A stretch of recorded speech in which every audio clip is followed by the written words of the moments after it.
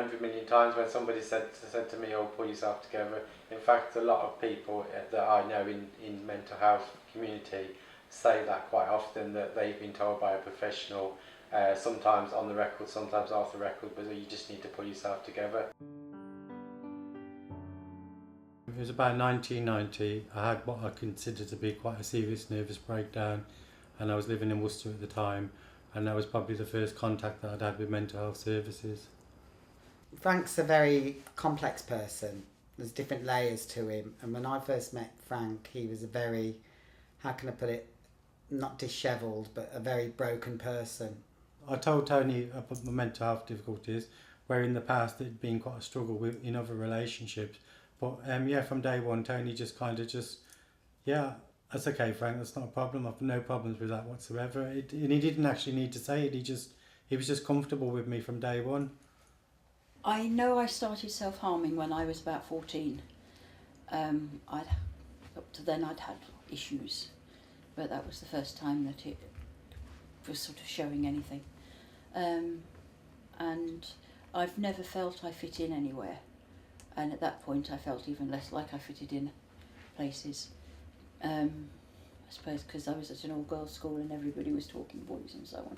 When we first discovered I was self-harming, my parents knew I had issues of some sort, because they kept getting phone calls from school telling them how I was a dreadful child, and but it never, at that point, never ever was it even considered that there was anything untoward going on anywhere. It was, I was just being a naughty girl. And in fact, from when I was a school nurse, I know that sort of 20 years on from this, if a child's behaviour suddenly changes, the first thing people jump to is that there's some form of abuse going on, and it was never ever picked up on. So I don't know. I was indecently assaulted by a woman at the age of 13. I was almost murdered by a jealous ex at the age of 21, and I was mugged at the age of 23. I kind of always thought I was bipolar to begin with, but I was kind of scared to, just in case I had to go into some kind of mental facility or something, so I didn't really seek much in the way of professional help. I tend to be a lot worse during the summer months, as this was when a lot of this stuff happened. When I came out at the age of 15,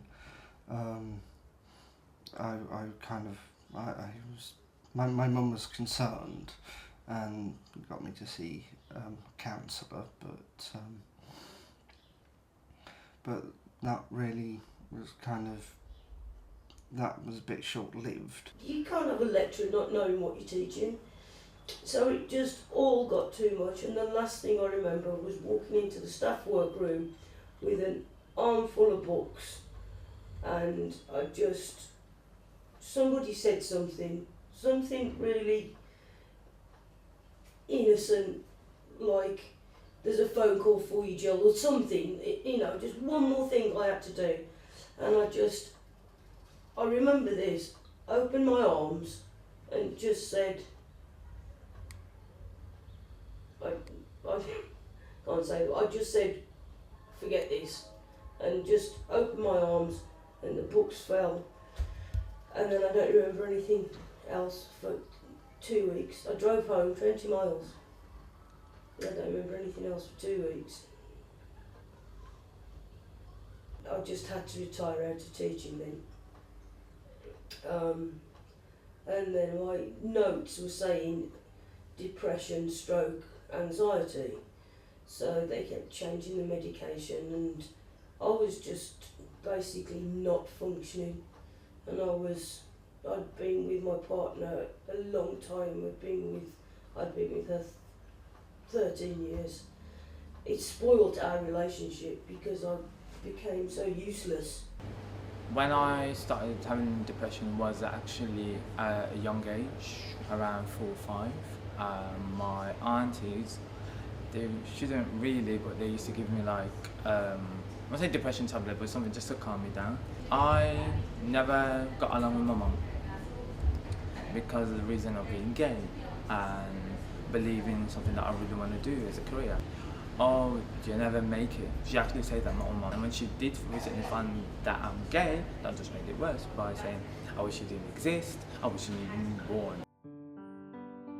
I think in the first years of being in services and whatever, I think it was the fact that I hadn't really come out properly as a gay man, and I think people seeing that once I'd come out as a gay man, then my mental health difficulties would cease, but that wasn't the case. As soon as I came out as a gay man, nothing had changed in my mental health. So yeah, I suppose in the first years, it was totally blamed. My sexuality was blamed for my mental health condition. A lot of doctors were quite dismissive of Frank. They blamed his condition on either his mental health or the fact that he was gay, and they could never distinguish between the two. In his early days with his Crohn's disease and everything, we went to see a certain doctor who, to put it mildly, said Frank that his problem was down to anal sex. This wasn't true at all. Crohn's disease is not caused by anal sex or anything, but this doctor was quite adamant that gay sex caused his Crohn's disease. At uni I saw a brilliant student counsellor and she helped me a lot. Then when I left I decided I was going into nursing, and the one thing that nursing doesn't tolerate is anybody within its profession that is in any way different. She was great because she helped me with quite a lot of stuff that I was finding difficulty with. I knew I didn't particularly like men, but I didn't know why. And at that point, there was no way I was even considering that I might be lesbian. And she sort of helped me realise that part of the problem with men was due to sexual abuse, but that not all men were I suppose dangerous to me. But she was just great because she just listened, and she was I suppose the first person I'd ever really opened up to about stuff. From that point on, I've sort of been in the system. From 83 onwards, I've been in the mental health system. I just had no support apart from I saw the GP. He put me, I think, initially on Prozac, and at that point I had no other mental health help, none at all. So at that point, the only way I could escape my head was alcohol. And did I use it? Oh, I used it. A big time. I used it. And then that was blamed. Then everything was nothing to do with mental illness. Everything was then all to do with drinking. And then when it was just the drink that was being focused on, then it was, you're doing it to yourself, you're making yourself ill, you've got to stop it, pull yourself together, nobody's pouring it down your neck. When I suffered really badly, it was 2006 when I was nearly committed suicide on many occasions. When I wanted to overdose, I cut myself with a knife, and I was seeing professional psychiatrists. And it didn't, to be honest, it helped in a way where it calmed me down a bit. And at the same time it didn't. I always had this thought like, oh my God, what happens if I don't see it, and if I don't take my medication? This is what's going to happen to me. This is going to end up, it's going to ruin everything that I've worked for or I wanted to achieve in the long term. I didn't see my counsellor every week, I would have been in a mental home.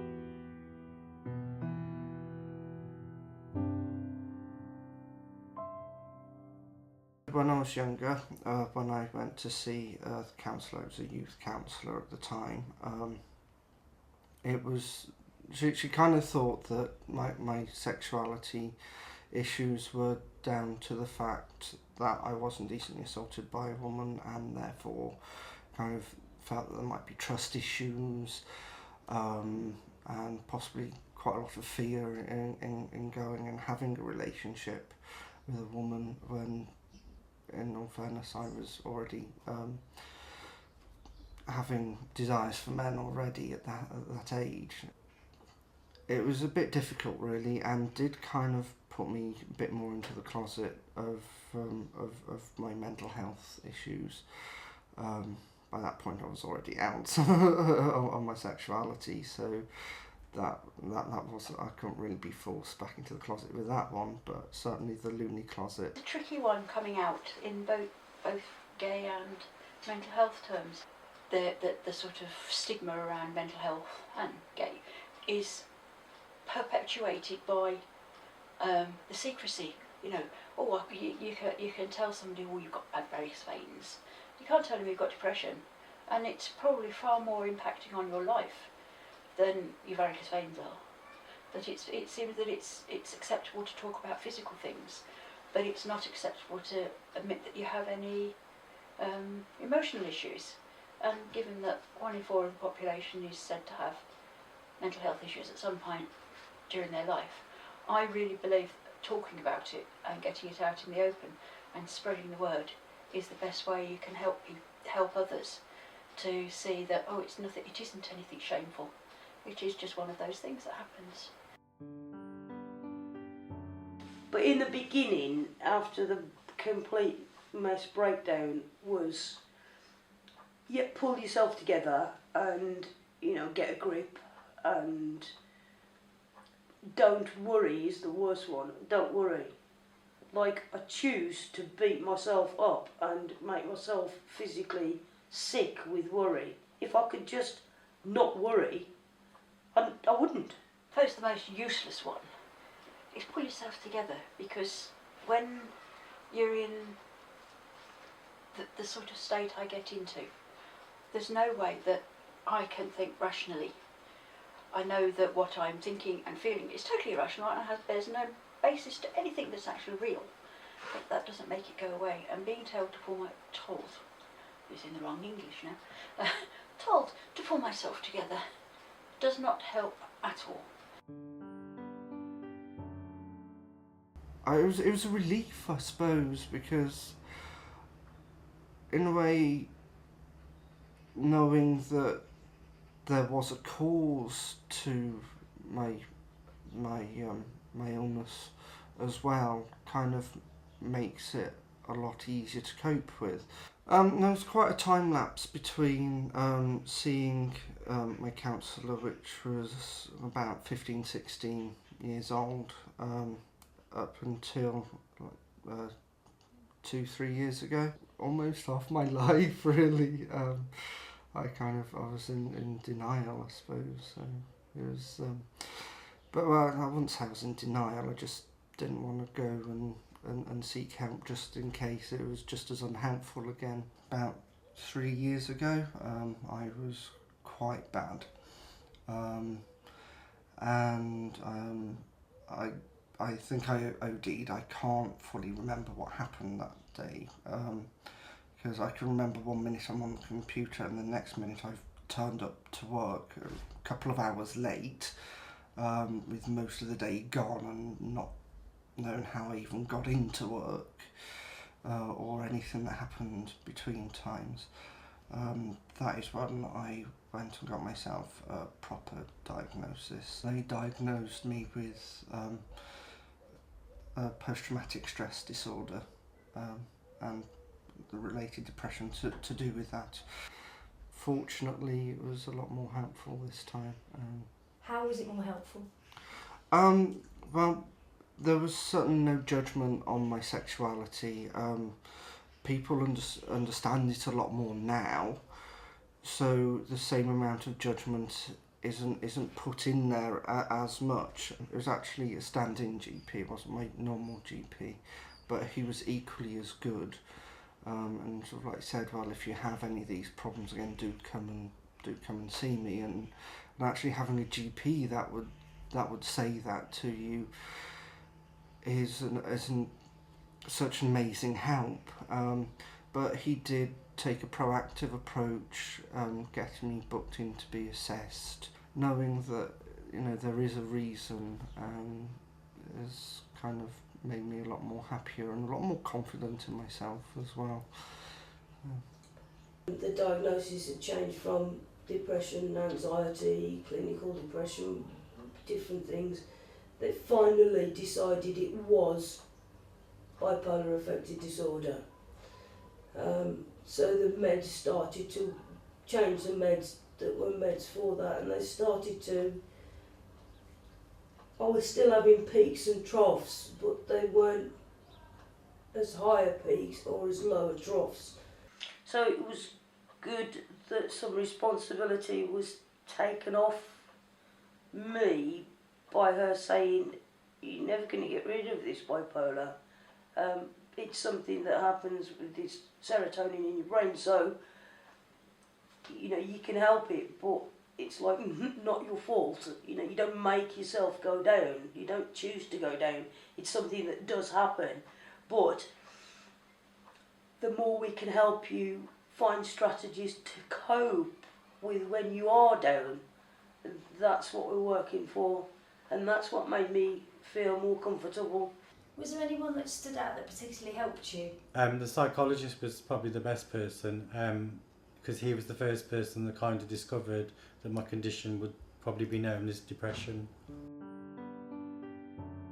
The thing with self-harming is that what you're doing to your body is that you're cutting yourself, so it's a feeling of euphoria, and it's also the seeing of the blood, and it takes you out of the realm of your own mental health distress and some of your own physical pain, because you're concentrating on the amount of pain you've just caused yourself. And having an act of self-harm can last, in terms of pain, for about 1 to 2 days. That's what you're concentrating on, is that pain getting better, so you forget about your own mental health distress for a while. I was always probably too scared to self-harm myself, but the first tattoo I ever had done, it was like almost, wow, that's amazing, that's like self-harm and you don't have to do it yourself. So it's quite a nice euphoric experience for me of the pain and the seeing of the blood.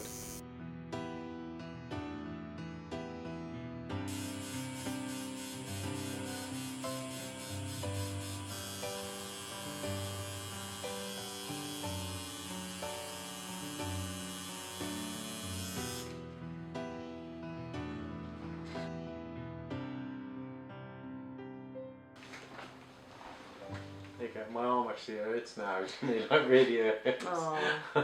For some research I took part in that was done at Birmingham University about LGBT health issues, that there's a much higher incidence of self-harming and suicide and addiction and all sorts amongst the LGBT community than community in general. I got approached to take part in some research that was going on from the Royal College of Psychiatrists on better services for people who self-harm, and I sort of became the service user representative on that, and it grew from there. So I started being involved in various sort of, I suppose, think tanks they were initially, and being asked for my opinion and my input, and from that it grew to we started doing teaching sessions around self-harm and suicide prevention, but putting in my papers as well, not just the professional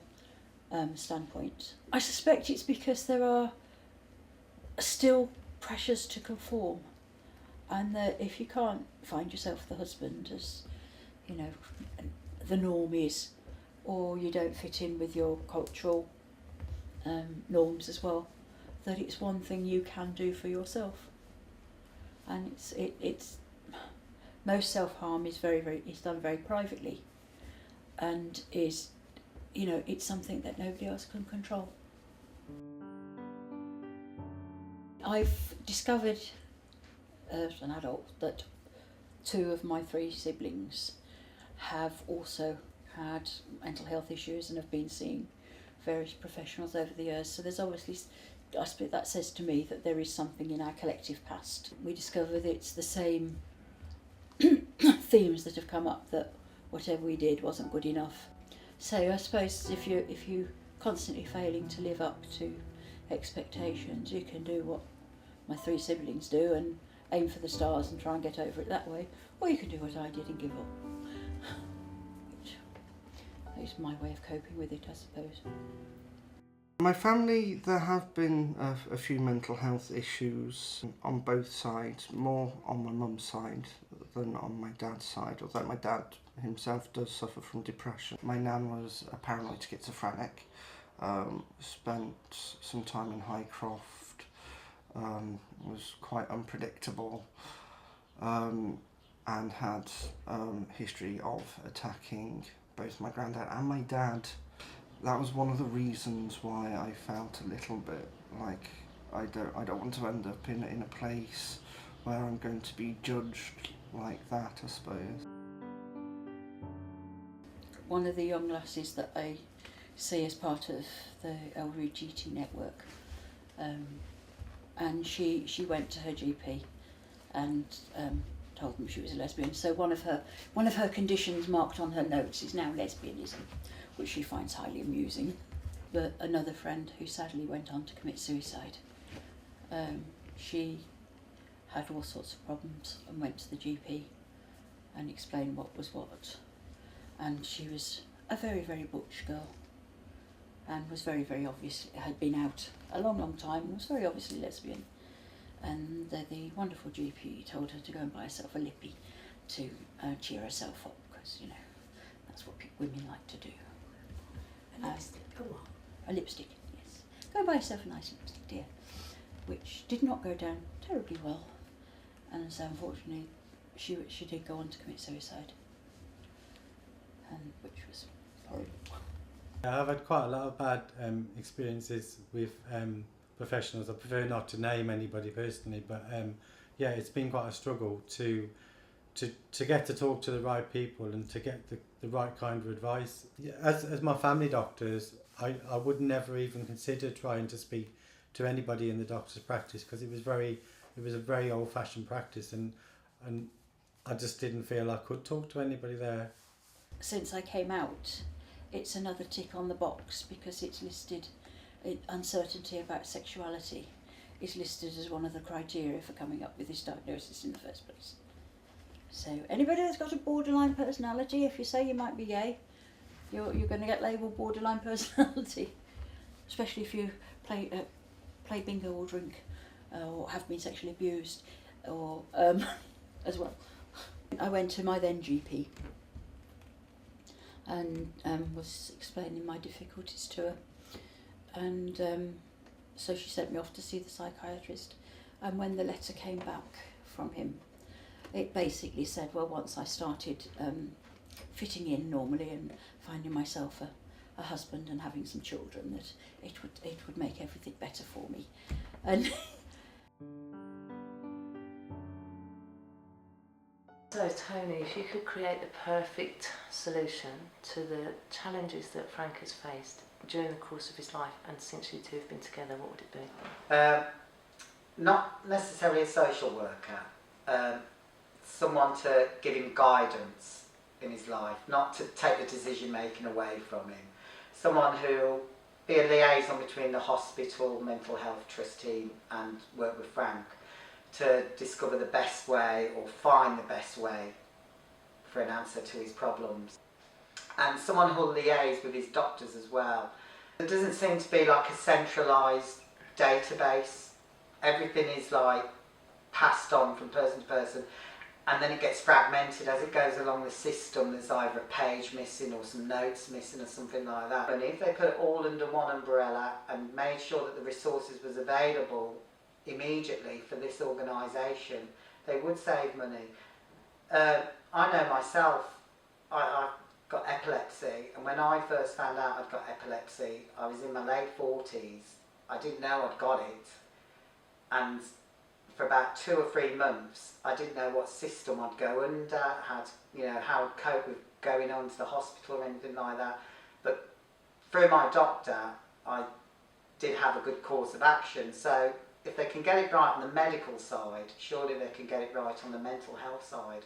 If they did something that would help carers as well on their first port of call, who to get in touch with, because when you land in a hospital with someone in an overdose, it's like panic stations, and then you get the constant stream of staff coming in to have a check on him, see what's wrong, and you don't actually get to the centre layer until you're actually up in the ward and the consultant comes on the ward to see him for the first time. If I could create perfect counsellor or psychologist, it would be a person that listens, because it's very important to actually listen to a person instead of like yes. Would it have helped you to talk to somebody that had been through what you've been through with their own mental health issues and come out of it the other side? I was quite a closeted person anyway, and I wasn't even out with my mental health, I guess, all those years ago. So now I've come a long way, but maybe if something like the Health and Wellbeing Centre had been there, say, maybe 10, 15 years ago, when I started to look for positive things to do, I think, yes, it would have helped me tremendously. The person that I am today is probably more so for all the hard work that Tony's put into the relationship in drawing me out and bringing me out myself, if you like. And the fashion thing, yeah, it's been about maybe the last 2 or 3 years, and it's just been because my life's been so dark. Yeah, I think I have got mental health traits, but the right chord will bring it out. So I think everybody lives with that little time bomb inside of them where it can manifest itself, and that's why if there was a much better service which was out there where you could go, not necessarily with mental health problems, but before they became major problems, I think that would be a much better solution. Dealing with it beforehand, preventive rather than cure. I'm so glad now that I'm a 40-odd-year-old gay man rather than an 18-year-old gay man coming out, because I think the pressure on them now is immense. They need, they have to look a certain way. They all look androgynous. Every image is the same on that gay scene, and that's why this service needs to look at them as well, not just the people with mental health, but look at what's going on the gay scene to see where they can pinpoint and target and go in there with a strong focus and get in there before, someone else has to go through what Frank did. The best advice I was given by a counsellor is never give up. Whatever you do, never ever give up. Don't make judgments until you've actually got to know the person a little bit more, and then when you've got more of an idea of the person, then you evaluate things from there. The other person that's been I found really helpful over the years was my GP, who unfortunately has now retired.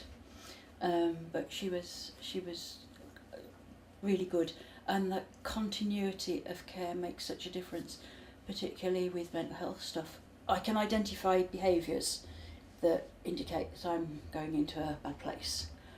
I can't ever find the triggers, what causes those, but I know when they're happening. And having her there when I could say, look, I'm having this thought, I know it's the start, that was really good, which I've only seen one of the people in the practice since she retired, and it was just a total waste of time. I think it would be my current CMHT worker. Am I allowed to say a name? Probably best not to. Okay. To just make up a name. Yeah, okay. So Hillary. Hillary Clinton. Yeah. I've not made up a name, no.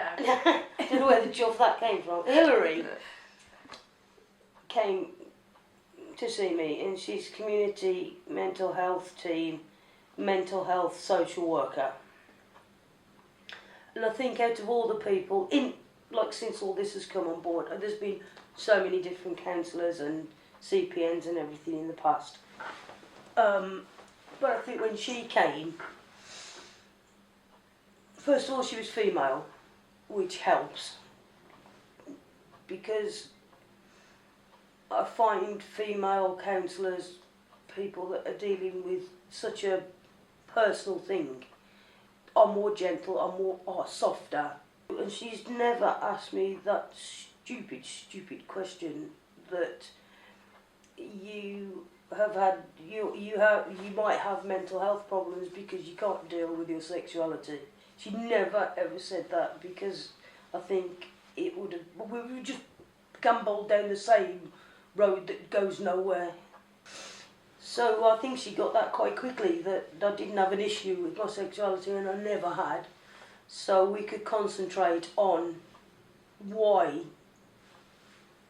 my life was not of the best quality. I've got no fear that I've only got her working with me for, say, 10 or 12 weeks, and then she's going to go, well, that's the end of your time allowance with me. I'm off now, and then I'll never see her again, which has been the scenario I've had with CPNs in the past.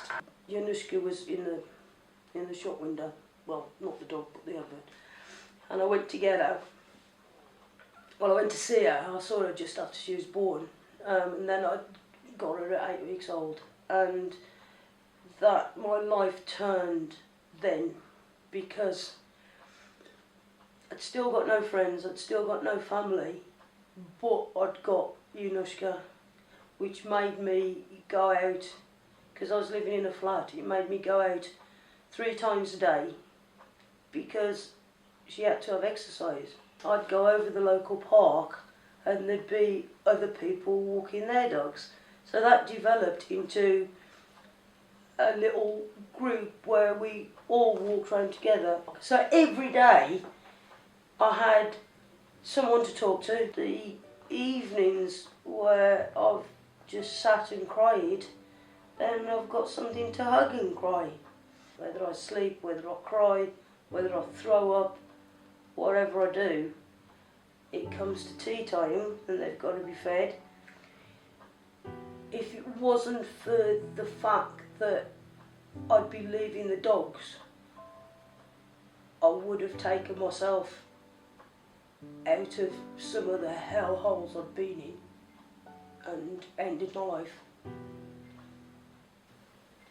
I guess I suppose the most important thing to say is to never be judgmental, and I guess so if a gay man or a lesbian or transsexual person, whoever comes into your into that interview or to that meeting or whatever, you know, certainly don't judge them for their sexuality, because mental health isn't about sexuality. Mental health is about mental health, and it's enough of a stigma just dealing with mental health. So don't give them a double dual thing to cope with, kind of thing. You know, they're coping with the sexuality probably quite well, so they don't need to be judged for the sexuality whatsoever. That just needs to be totally accepted. Tony's been the most supportive person to me ever, really, and it's a bonus that I love him as well. There you go.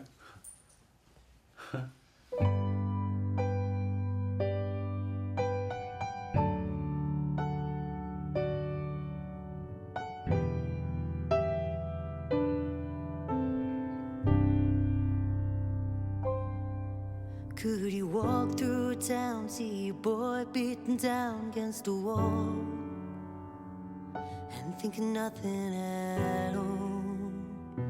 Do you think of nothing at all? For the ones who can't see or not hear any sounds in this life, Try to feel what that's like, 'cause no one gets to decide. When days don't seem right, just shine, 'cause this life is yours.